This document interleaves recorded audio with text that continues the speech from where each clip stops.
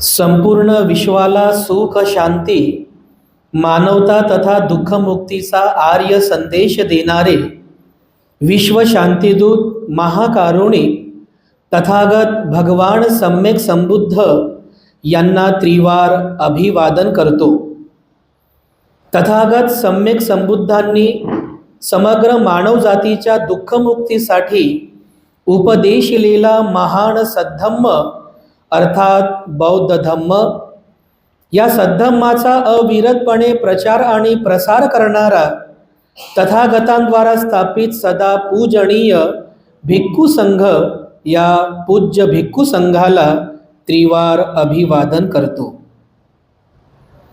ज्यांच्या अथांग अमर्याद त्याग प्रभावामुळे या भारतभूमीला बुद्धभूमीचे रूप पुन्हा एकदा प्राप्त झालं, असे बौद्ध धम्माचे पुनरुद्धारक तुम्हा आम्हा सर्वांचे उद्धार करते प्रज्ञा सूर्य बोधिसत्व डॉक्टर बाबासाहेब आंबेडकर यांच्या समग्र धम्मक्रांतीमध्ये जीवनाच्या शेवटच्या श्वासापर्यंत समर्पित राहून आज या मंगलमय प्रसंगी औरंगाबाद या ऐतिहासिक शहरामधील सिद्धार्थनगर या नगरातील सातवाहन बुद्ध विहारात संपन्न होत असलेल्या या धम्मसंस्काराच्या निमित्ताने माझ्या समवेत उपस्थित असलेले पूजनीय भिक्खू धम्मबोधीजी थेरो, पूजनीय भिक्खू रत्नदीपजी थेरो, पूजनीय भिक्खू बोधिरत्नजी थेरो, पूज्य भिक्खू अत्तदीपजी आणि आपण सर्व श्रद्धावान उपासक आणि उपासिकांनो, धम्मदेशनेला सुरुवात करण्यापूर्वी आपल्या सर्वांप्रती मी प्रथमतः मंगल कामना, मंगल आशीष अर्पण करतो। आज या धम्मसंस्काराच्या निमित्ताने ज्या ज्या उपासकांनी उपासिकांनी भिक्खू संघाला भोजनदान दिलं, दानपुण्य केलं, त्या सर्वांप्रती सुद्धा मी मंगल कामना अर्पण करतो। 1-2 दिवसांमध्ये नवीन वर्ष सुरू होत आहे। 2023ला आपण आता बाय बाय करणार आहोत आणि नवीन वर्षाचं सुद्धा स्वागत करणार आहोत। हे पुढील 2024चं नवीन वर्ष आपल्या सर्वांकरिता सुखा समाधानाचं जावो आणि आपल्या सर्वांच्या इच्छा पूर्णत्वास जावो अशी शुभकामना या नवीन वर्षाच्या आगमनाच्या निमित्ताने सुद्धा आपल्या सर्वांप्रती मी अर्पण करतो। उपस्थितांनो, भगवान बुद्धाच्या काळातील एक कथा तुम्हाला सांगतो, कारण ज्याचं तात्विक प्रवचन जर केलं तर कदाचित ते डोक्याच्या वरून जाईल आणि आपली जेवणं सुद्धा बाकी आहेत। एक कथा स्वरूप तुम्हाला त्या कथेचा बोध आपल्या सर्वांना सांगतो। भगवान बुद्धाच्या काळातील कथा आहे, कथा म्हणजे घटना आहे। एकदा श्रावस्तीमध्ये विहार करीत असताना भगवान बुद्ध जेतवनामध्ये विहार करीत असताना एक मोगलान नावाचा गणक म्हणजे कोण? हिशोब करणारा, राजा प्रसन्नजिताच्या मंत्रिमंडळामधला तो हिशोब करणारा होता, त्याला गणक म्हणायचे। तर त्याचं नाव होतं मोगलान। तो मोगलान नावाचा गणक भगवान बुद्धांना भेटण्याकरिता जेतवनामध्ये आला आणि भगवान बुद्धांना अभिवादन करून एका बाजूला बसून भगवान बुद्धांना म्हणतो की भगवान, आम्ही तर ब्राह्मण आहोत। तो ब्राह्मण होता। भगवान, आम्ही ब्राह्मण आहोत आणि लहानपणापासूनच आम्हाला या ब्राह्मणत्व प्राप्त करण्यासाठी वेगवेगळ्या प्रकारचं शिक्षण दिलं जातं। लहानपणापासूनच आम्हाला मंत्र शिकवले जातात, त्यानंतर आम्हाला मंत्रोच्चार कसा करायचा ते शिकवलं जातं, त्यानंतर यज्ञ याग कसा करायचा ते शिकवलं जातं, मग आम्हाला वेद शिकवले जातात, वेदांगे शिकवले जातात, नंतर उपनिषदे शिकवली जातात आणि अशा प्रकारे हे सर्व काही शिकवल्यानंतर मग आम्हाला आमचं ब्राह्मणत्व आम्हाला प्राप्त होत असते। म्हणजे आम्हाला ब्राह्मण कुळात जन्मास आल्यानंतर जे जे काही आम्हाला क्रमिक पद्धतीने शिकवतात, क्रमिक पद्धतीने जसं बघा, एक सर, एक शिक्षक आपल्या विद्यार्थ्यांना शिकवतो ना, क्रमिक बे एक बे है ना, बे दोन्ही 4, बे त्रिक 6, असं क्रमिक पद्धतीने टप्प्याटप्प्याने, तसं आम्हाला क्रमिक पद्धतीने शिकवल्या जातं. आणि मग हे सगळं शिकून झाल्यानंतर मग सर ते शेवटी आम्हाला आमच्या कुळातील, ज्याला ब्राह्मणत्व म्हणतात, ब्राह्मणत्व, ते ब्राह्मणत्व आम्हाला प्राप्त होत असते. तर भगवान, तुमच्याकडे जर कोणी येत असेल तर तुमच्याकडे येणाऱ्या जे कोणी भिक्खू आहेत त्या भिक्खूला सुद्धा अशाच प्रकारचं भिक्खुत्व प्राप्त होते का? तर भगवान त्या मोगलान गणकला म्हणतात की अरे मोगलान गणक, ज्याप्रमाणे एक शिक्षक आपल्या विद्यार्थ्यांना बे एक बे, बे दुनी 4, बे त्रिक 6 असं क्रमिक पद्धतीने शिकवतो, मी सुद्धा माझ्या अनुयायांना असंच क्रमिक पद्धतीने शिकवतो, अशाच पद्धतीने टप्प्याटप्प्याने शिकवतो.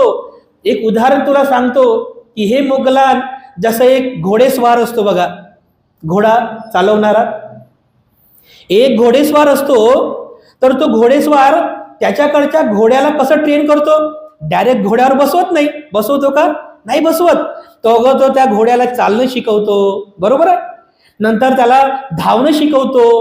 नंतर त्याला धावता आलं की नंतर त्याच्या नाकामध्ये काय म्हणतात त्याला, व्यसन है ना, व्यसन म्हणतात ना, नाकामध्ये व्यसन घालून त्याला पळायला शिकवतो. नंतर त्याच्या पाठीवर बसून त्याला चालायला, धावायला, पळायला शिकवतो. आणि असं करता करता एक उत्कृष्ट घोडेस्वार त्या घोड्याला व्यवस्थित प्रशिक्षण देऊन त्याला तो तयार करत असतो. तर हे मोगलान, मी सुद्धा माझ्याकडे येणाऱ्या प्रत्येक धम्म अनुयायाला असंच टप्प्याटप्प्याने शिकवतो. तर मग तो मोगलान म्हणतो की भगवान, तुम्ही कसं काय शिकवता बरं? तुमच्याकडे जर कोणी उपासक आला, कोणी उपासिका आली, तर तुम्ही त्यांना कसं शिकवता बरं टप्प्याटप्प्याने? मग भगवान म्हणतात की हे मोगलान गणक, ऐक, मी तुला सांगतो की मी माझ्या अनुयायांना टप्प्याटप्प्याने कसं शिकवतो. मग भगवान म्हणतात की हे मोगलान, जेव्हा माझ्याकडे एखादा धम्म अनुयायी येतो तेव्हा मी त्याला माझ्या या सद्धम्माचा पहिला धडा शिकवतो. जसं सर कसे शिकवतात, पहिला धडा, दुसरा धडा, तिसरा धडा, तशा पद्धतीने. तर भगवान म्हणतात की जेव्हा माझ्याकडे कोणी उपासक उपासिका, कोणी धम्म अनुयायी, कोणी भिक्खू भिक्खुणी येतो, त्यावेळेस मी त्याला माझ्या सद्धम्माचा पहिला पाठ शिकवतो. मी त्याला म्हणतो की हे धम्म अनुयायी, हे अनुयायांनो, हा सद्धम्माचा पहिला पाठ आहे, हे शील आहे, हे शील ग्रहण करा, हे शील ग्रहण करा. हा धम्माचा पहिला पाठ आहे, हे शील ग्रहण करा. तर शील ग्रहण करतात तर ते अनुयायी हिंसा करत नाही, ते अनुयायी चोरी करत नाहीत, ते अनुयायी व्यभिचार करत नाहीत, ते अनुयायी खोटं बोलत नाहीत, ते अनुयायी कोणत्याच प्रकारच्या मादक द्रव्याचं सेवन करत नाही. अशा प्रकारे तो माझा अनुयायी माझ्या धम्माचा पहिला पाठ ग्रहण करतो, तो शीलवान बनतो, तो सदाचारी बनतो, तो गुणवान बनतो. मग मोगलानला भगवान बुद्ध म्हणतात की हे मोगलान, ज्यावेळेस मी पाहतो की माझा अनुयायी हा शीलवान झालेला आहे, हा सदाचारी झालेला आहे, त्यावेळेस मी त्याला माझ्या धम्माचा दुसरा पाठ शिकवतो. दुसरा पाठ, तर मी त्याला म्हणतो की हे धम्म अनुयायी, हे अनुयायांनो, हा धम्माचा दुसरा पाठ घ्या. धम्माचा दुसरा पाठ कोणता आहे? धम्माचा दुसरा पाठ म्हणजे इंद्रिय संवर शिकवतो मी त्यांना. इंद्रियावरती संयम बाळगा. आपले इंद्रिय, किती इंद्रिय असतात आपल्याला? 5 इंद्रिय. डोळ्यावरती संयम ठेवा, आपल्या नाकावरती संयम ठेवा, आपल्या तोंडावर, जिभेवरती संयम ठेवा, आपण जे कानाने ऐकतो त्याच्यावरती संयम ठेवा, आपल्या मनावर, आपल्या या शरीरावरती संयम ठेवा. जे जे आपली इंद्रिय आहेत, या इंद्रियांवरती संयम ठेवण्याचं शिक्षण, तो पाठ मी त्याला शिकवतो. याला म्हणतात इंद्रिय संवर. आपल्या इंद्रियांवरती संयम ठेवा, आपल्या इंद्रियांवर संयम ठेवून जीवन जगा. भगवान त्याला म्हणतात की हे मोगलान, मी माझ्या अनुयायीला धम्माचा दुसरा पाठ देतो की हे अनुयायी, तू इंद्रिय संवरयुक्त हो, तू इंद्रियांवरती संयम जाण.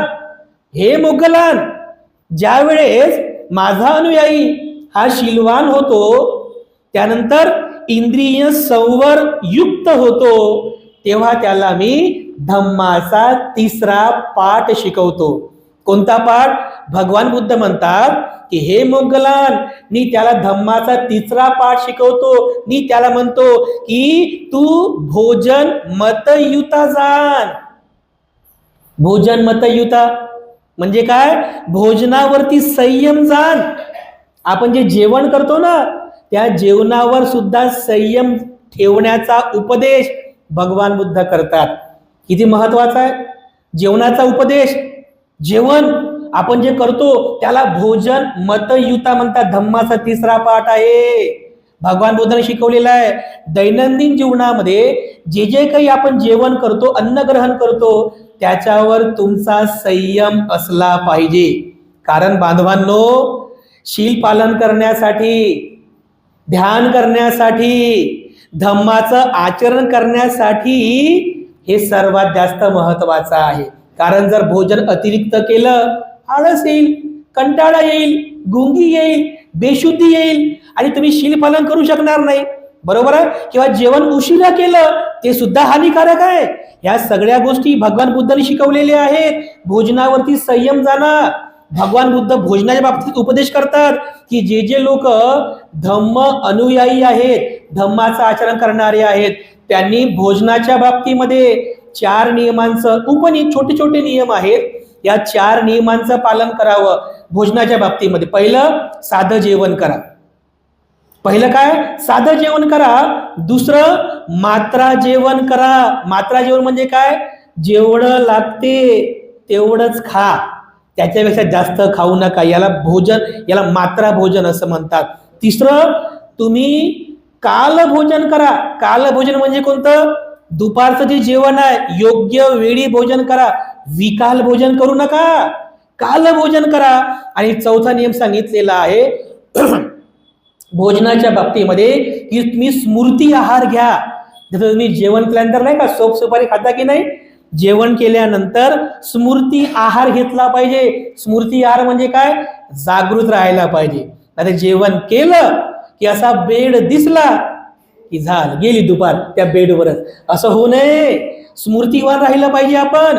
म्हणून भोजनाच्या बाबतीत बुद्ध सांगतात की हे मोगलान, जेव्हा मी पाहतो की माझा अनुयायी हा शीलवान झालेला आहे, माझा अनुयायी हा इंद्रिय संवर युक्त झालेला आहे, तेव्हा मी त्याला धम्माचा तिसरा पाठ शिकवतो. त्याला भोजन मतयुता शिकवतो. भोजनावरती संयम जाणणे. भोजन जे करतो त्याच्यावरती संयम ठेवा, जागृत राहा. भोजनाच्या अगोदर सुद्धा, भोजन करताना सुद्धा आणि भोजनाच्या नंतर सुद्धा जागृत राहा. यालाच म्हटलेलं आहे भोजनावरती संयम बाळगणे. त्यानंतर भगवान बुद्ध म्हणतात की हे मोगलान, जेव्हा मी पाहतो की माझा धम्म अनुयायी हा शीलवान झालेला आहे, इंद्रिय संवर युक्त झालेला आहे आणि भोजनामध्ये सुद्धा तो मात्रा जाणतो, तेव्हा मी त्याला धम्माचा चौथा पाठ शिकवतो. मी त्याला धम्माचा चौथा पाठ देतो. मी त्याला म्हणतो की हे तू आता स्मृतिवान बन. स्मृतिवान बन. स्मृतिवान बनणे म्हणजे काय? तर प्रत्येक क्षणाला तुम्ही अटेन्शन राहिलं पाहिजे. हा धम्माचा चौथा पाठ आहे, स्मृतिमान बनणे. मी चालत आहो तर तुम्ही स्मृतिमान राहा, मी चालत आहो. खात असताना मी खात आहो, बोलत असताना मी बोलत आहो, मी पीत आहो, मी हे काम करत आहो. ते प्रत्येक क्षणाला तुम्ही स्मृतिमान असले पाहिजे. प्रत्येक क्षणाला तुम्ही स्मृतिमान राहूनच काम केलं पाहिजे. हा धम्माचा चौथा पाठ भगवान बुद्ध शिकवतात. नाही तर लोकांची स्मृतीच राहत नाही हो. लोक विसरतात, लोकांची स्मृती राहत नाही. छोट्या छोट्या गोष्टी, तुमच्या घरातल्या सुद्धा छोट्या छोट्या गोष्टी जरी असतील ना, त्या गोष्टी सुद्धा स्मृतिमान राहून करा. तुम्ही झाडू मारताना मी झाडू मारत आहे, स्मृतिमान राहा. नाही तर झाडू मारता माझं लक्ष दुसरीकडे चाललं, आपलं काम जमणार नाही. तेव्हा कुकर ठेवला, स्मृतिमान राहा, गॅसवरती कुकर ठेवलेला आहे. घराच्या बाहेर चालले तर लॉक केलं का, गॅस बंद केला का, लॉक बरोबर केला का, स्मृतिमान राहा. किती महत्वाचं आहे, स्मृतिमान राहणं शिका तुम्ही. हा धम्माचा चौथा पाठ आहे. प्रत्येक क्षणाला, चालताना, बोलताना, खाताना, पिताना, प्रत्येक कर्मात, प्रत्येक कार्यामध्ये तुम्ही स्मृतिमान राहा. हा धम्माचा चौथा पाठ भगवान बुद्ध शिकवतात. मग भगवान बुद्ध म्हणतात की हे मोगलान, जेव्हा मी पाहतो की माझा अनुयायी हा शीलवान झाला आहे, इंद्रिय संवर युक्त झाला आहे, भोजन मतयुता सुद्धा जाणतो, स्मृतिमान सुद्धा झालेला आहे, तेव्हा मी त्याला माझ्या धम्माचा 5वा पाठ शिकवतो. मी त्याला विपස්සना शिकवतो. माहिती आहे तुम्हाला विपස්සना? तुमच्यापैकी बरेचसे लोक ध्यान करत असतील, मेडिटेशन. बुद्ध विपස්සना सुद्धा शिकवतात. धम्माचा 5वा पाठ मी त्याला सांगतो. तर भिक्खू असेल, भिक्खुणी असेल, तर मी त्याला म्हणतो की हे भिक्खू, हे भिक्षुणी, एका निवांत स्थळी जा, ज्या ठिकाणी कोणती अडचण होणार नाही. निवांत स्थळी जा, मांडी घालून बस, पाठीचा कणा सरळ कर, डोळे लावून बस आणि आपल्या या येणाऱ्या जाणाऱ्या श्वासाला जाण. श्वास येत आहे, श्वास जात आहे, श्वास येत आहे, श्वास जात आहे, असं जाण. त्यानंतर आपल्या कायेला जाण, म्हणजे त्याला कायानुपස්සना म्हणतात. आपल्या शरीराला जाण. या कायेवर होणाऱ्या ज्या वेदना आहेत त्या वेदनेला जाण, त्याला वेदनानुपස්සना म्हणतात. त्यानंतर या चित्तामध्ये उत्पन्न होणारे जे धर्म आहेत त्याला जाण, त्याला चित्तानुपස්සना म्हणतात.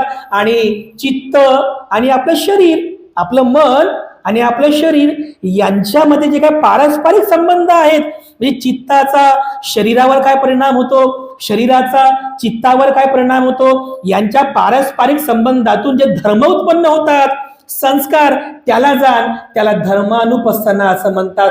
अशा प्रकारे बुद्ध आपल्या अनुयायाला धम्माचा 5वा पाठ शिकवतात, त्याला पස්සना असं म्हणतात. धम्माचे हे 5 पाठ भगवान बुद्ध शिकवतात. तेव्हा भगवान बुद्ध त्या मोगलांना म्हणतात की हे मोगलान, अशा प्रकारे माझ्याकडे येणाऱ्या अनुयायीला मी धम्माचे हे 5 पाठ टप्प्याटप्प्याने शिकवतो. जेव्हा एक भिक्खू या 5 पाठांना टप्प्याटप्प्याने शिकून घेतो, त्याच्यामध्ये निपुण होतो, तेव्हा त्याला त्याचं भिक्खुत्व प्राप्त होत असते. अशा प्रकारे धम्माचे हे 5 पाठ भगवान बुद्धाने शिकवलेले आहेत. पण मोगलान हुशार असतो. मोगलान काय म्हणतो की हे भगवान, तुम्ही तर करुणिक आहात, महाकारुणिक आहात, तुम्ही सर्वांमध्ये सारखी अनुकंपा करता, सर्वांना सारखं शिकवता, मग तुमच्याकडे येणारा प्रत्येकच भिक्खू हा दुःखमुक्त होतो का? भगवान बुद्ध म्हणतात की नाही, प्रत्येकच भिक्खू दुःखमुक्त होत नाही. असं का होते बरं भगवान? मग भगवान बुद्ध त्याला म्हणतात की अरे मोगलान, मला सांग, तुला इथून राजगृहाचा रस्ता माहित आहे का? तर मोगलान म्हणतो की हो, राजगृहाचा रस्ता मला माहित आहे, सांग बरं कसं जायचं ते. तर तो मोगलान म्हणतो की बघा, इथून 100 मैल पुढे जायचं. कोणी जर मला विचारलं की राजगृहाचा रस्ता कोणता आहे, मी त्याला सांगेल की 100 मैल पुढे जा, तिथं नदी लागेल, नदी पार करून डावीकडे जा, तिथून पुन्हा 50 मैल पुढे जा, तिथून पुन्हा मग डावीकडे वळ, उजवीकडे वळ, असं करत करत करत तो राजगृहाला जाईल. मग भगवान त्याला विचारतात की अरे मोगलान, तू त्या पथिकाला राजगृहाला जाण्याचा रस्ता अगदी बरोबर सांगितला, पण त्या पथिकाने तू सांगितल्याप्रमाणे रस्त्याने गेला नाही तर तो राजगृहाला पोहोचेल का? पोहोचेल का राजगृहाला? मोगलान म्हणे की नाही भगवान, मी त्याला तो रस्ता बरोबर सांगितला की राजगृहाला कसं जायचं, मी त्याला रस्ता बरोबर सांगितला, पण त्याने त्या रस्त्यावर तो बरोबर गेलाच नाही, तर राजगृहाला जाईल का? भगवान तो जाणारच नाही. मग याच्यामध्ये चूक कोणाची आहे? मोगलान म्हणे भगवान, माझी तर काही चूक नाहीये, मी तर त्याला बरोबर सांगितलं. त्याचं काम होतं की त्याने सांगितल्याप्रमाणे बरोबर त्या रस्त्याने जायचं. माझी जर काही चूक नाही त्याची चूक आहे. अगदी याप्रमाणेच म्हणे, अगदी याप्रमाणे मी सुद्धा सर्वांना बरोबर रस्ता सांगतो. कसं कसं जायचं, कसं कसं आचरण करायचं, कसं कसं टप्प्याटप्प्याने शिकून घ्यायचं, मी सुद्धा माझ्या प्रत्येक अनुयायीला असंच बरोबर सांगतो. परंतु त्यांचं काम आहे की बुद्धानं सांगितलेल्या मार्गाने व्यवस्थित त्या मार्गाने जावं. जे जातात ते नक्की दुःखमुक्त होतात. म्हणून काही काही भिक्खू असे असतात किंवा अनुयायी काही काही असे असतात की बुद्धाने सांगितलेल्या मार्गाने बरोबर जातात, ते दुःखमुक्त होतात. काही काही अनुयायी असे असतात की बुद्धाने सांगितलेल्या मार्गाने जातात, अर्ध्यापर्यंत जातात. आणि काही काही जे असतात जे जिथे आहे तिथेच राहतात, त्यांना काहीच समजत नाही. बुद्धाने काय सांगितलं काहीही समजत नाही. म्हणून हे मोगलान, याच्यामध्ये माझी पण काही चूक नाहीये. मी तर फक्त मार्गदाता आहो, मी फक्त मार्ग सांगणारा आहो, मी मार्गदाता आहो, मी मोक्षदाता नाहीये. प्रत्येकाने आपापल्या परीने हा मोक्ष प्राप्त करायचा आहे. मोक्ष म्हणजे आत्म्याचा मोक्ष नाही आहे, मोक्ष म्हणजे अरहंत दुःखमुक्तीची अवस्था, त्याला मोक्ष म्हटलेला आहे. म्हणून बुद्धाचं वचन आहे की मी फक्त मार्गदाता हो, मोक्षदाता नाहीये. म्हणून बुद्धाने सांगितलेल्या या मार्गाने आपण व्यवस्थितरित्या समजून घेऊन त्याचं आचरण करून टप्प्याटप्प्याने आचरण करून आपणही दुःखमुक्तीच्या मार्गाने जाऊन दुःखमुक्तीच्या सर्वोत्तम अशा टप्प्यापर्यंत पोहोचावं. हा आपला कल्याणाचा आणि आपल्या मंगलाचा मार्ग आहे. अशा प्रकारे बुद्धांचा हा मोगलान गणकला केलेला जो उपदेश आहे आपल्या सर्वांसाठीच फार महत्वाचा आहे. तर आपण सरळ लक्षात ठेवा, धम्माचे हे 5 पाठ आहेत. कोणते कोणते आहेत? पहिलं कोणतं आहे? शीलवान बनणे. लक्षात राहू द्या, धम्माचे 5 पाठ. पहिला पाठ कोणता आहे? शीलवान बना. दुसरं इंद्रिय संवर, आपल्या इंद्रियांवरती संयम ठेवा. तिसरं भोजनावरती संयम ठेवा, जेवणावर संयम ठेवा. बरं, फार महत्वाचं आहे. तिसरं भोजन मतयुता, जेवणावर संयम ठेवा. चौथं स्मृतिमान राहा. आणि 5वं ध्यान साधना करा, म्हणजे विपස්සना करा. हे धम्माचे 5 पाठ आहेत, जे भगवान बुद्ध शिकवतात. तर अशा प्रकारे बुद्धाच्या या धम्म उपदेशाला जाणून समजून घेऊन आपण सर्वांनी खूप चांगलं असं आचरण करावं. यामध्ये आपल्या सर्वांचं मंगल आहे. पुनश्च एकदा आपल्या सर्वांप्रती मंगल कामना अर्पण करतो. अधिक न बोलता या ठिकाणी थांबतो. सर्वांचं मंगल हो, सर्वांचं मंगल हो.